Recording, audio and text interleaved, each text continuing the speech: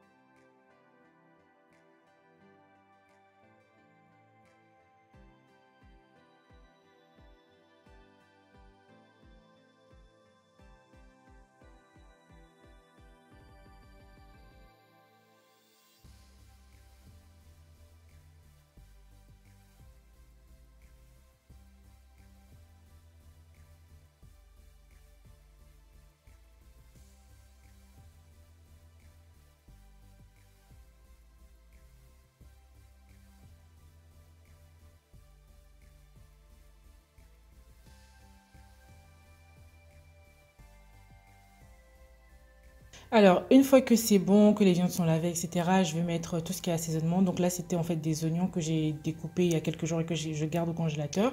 C'est plus simple, comme ça, tout est prêt quand je vais utiliser. J'assaisonne comme je veux, comme d'habitude, en fait, non, poivre, ail, poivre noir, poivre blanc, ail, et un assaisonnement, en fait, qui vient du Togo. Je ne sais pas comment ça s'appelle en français, mais c'est un mélange d'épices de chez moi.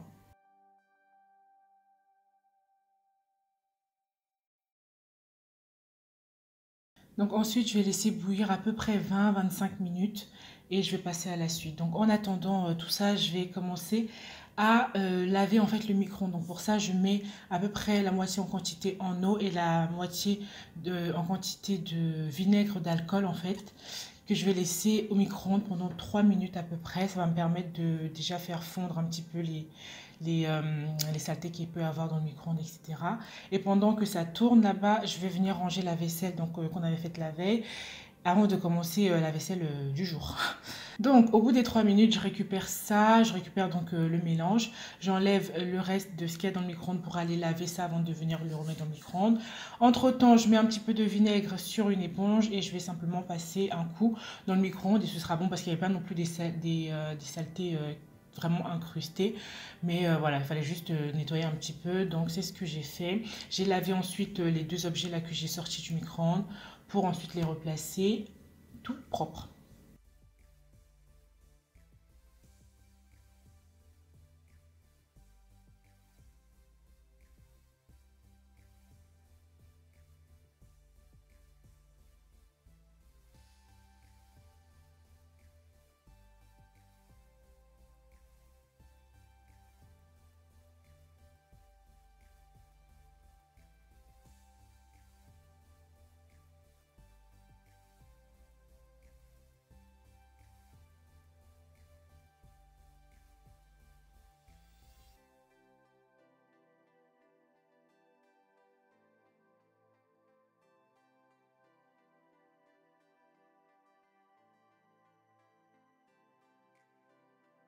Donc, je reviens voir mes viandes qui sont en train de bouillir depuis à peu près 10-15 minutes. Donc, je viens mélanger juste un petit peu et je continue à laisser bouillir comme ça. Donc, je mets le feu un peu à feu moyen à peu près.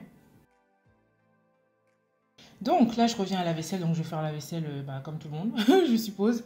Donc, il n'y a rien de spécial. Je fais juste ma vaisselle. J'essaie de faire au fur et à mesure, surtout quand je fais à manger en même temps comme ça. J'essaye de le faire au fur et à mesure pour éviter que la vaisselle ne s'entasse dans l'évier.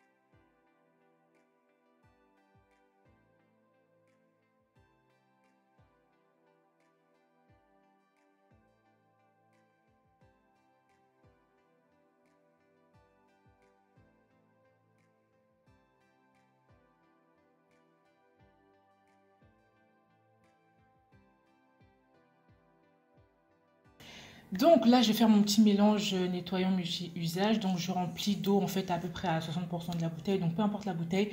En fait, il me faudrait même une bouteille de pchit pchit, mais j'en ai pas, donc il faut que j'en achète. Mais pour l'instant, j'ai juste pris un liquide vaisselle terminé.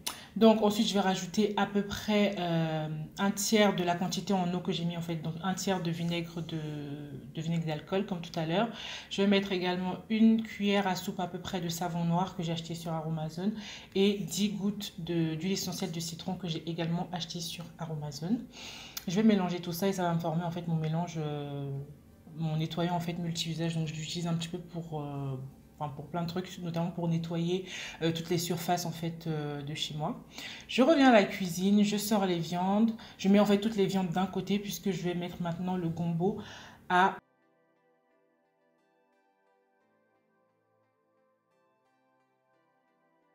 Donc je mets un petit fond d'eau et je rajoute un petit peu de bicarbonate alimentaire parce que ça va me permettre en fait d'éviter que le gombo ne noircisse ou quoi que ce soit.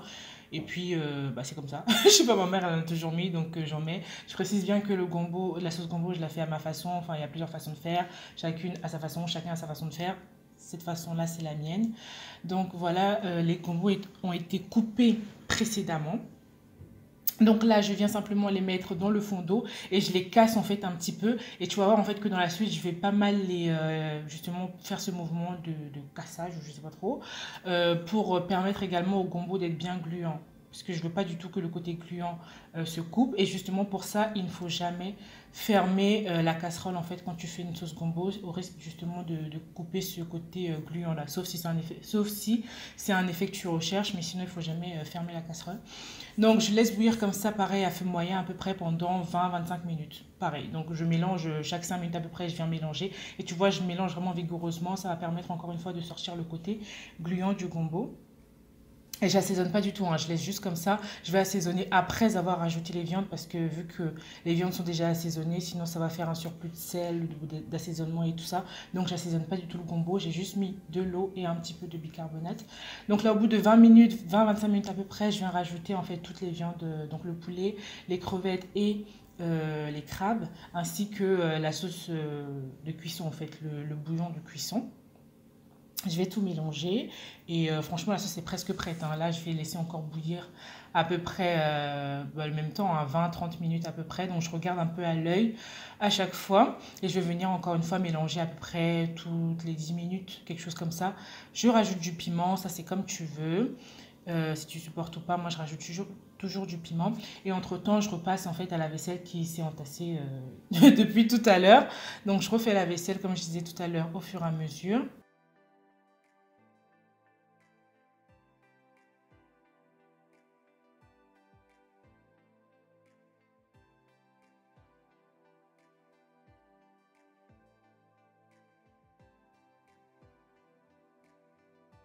Alors pour laver le dos de mes casseroles, parfois j'utilise aussi le même bicarbonate que tout à l'heure.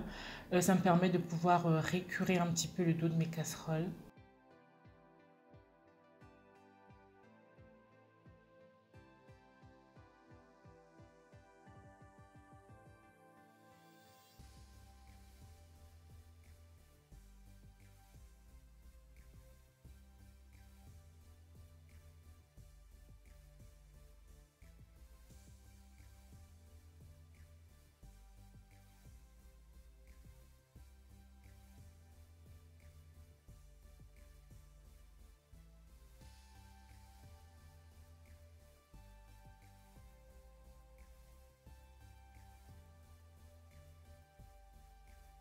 Et une fois que j'ai fini la vaisselle, en fait, je vais prendre donc le nettoyant que j'ai fabriqué tout à l'heure.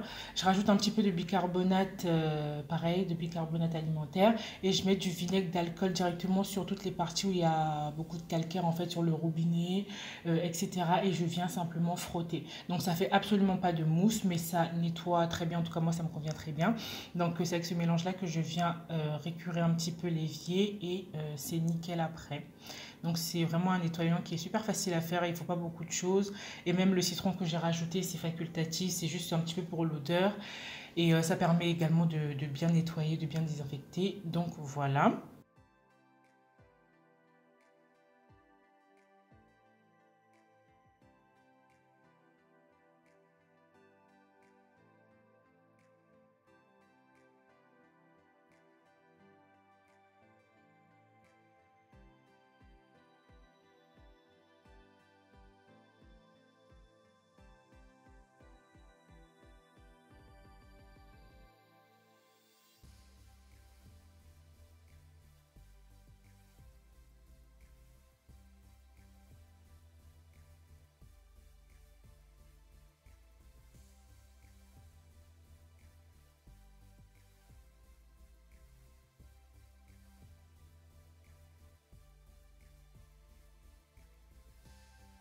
Donc là, en fait, la sauce est terminée. J'ai juste rajouté un petit peu de sel parce qu'il n'y en avait pas assez. J'ai également rajouté de l'huile rouge. Donc ça, je sais que c'est pas recommandé au niveau de la santé et tout ça.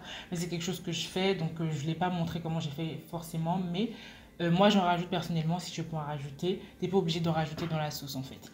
Donc pour finir avec la partie nettoyage, je viens mettre un petit peu de vinaigre d'alcool encore une fois sur un petit torchon comme ça. Et je viens nettoyer en fait mes pots. Les pots dans lesquels je mets tout ce qui est pâtes, farine, etc.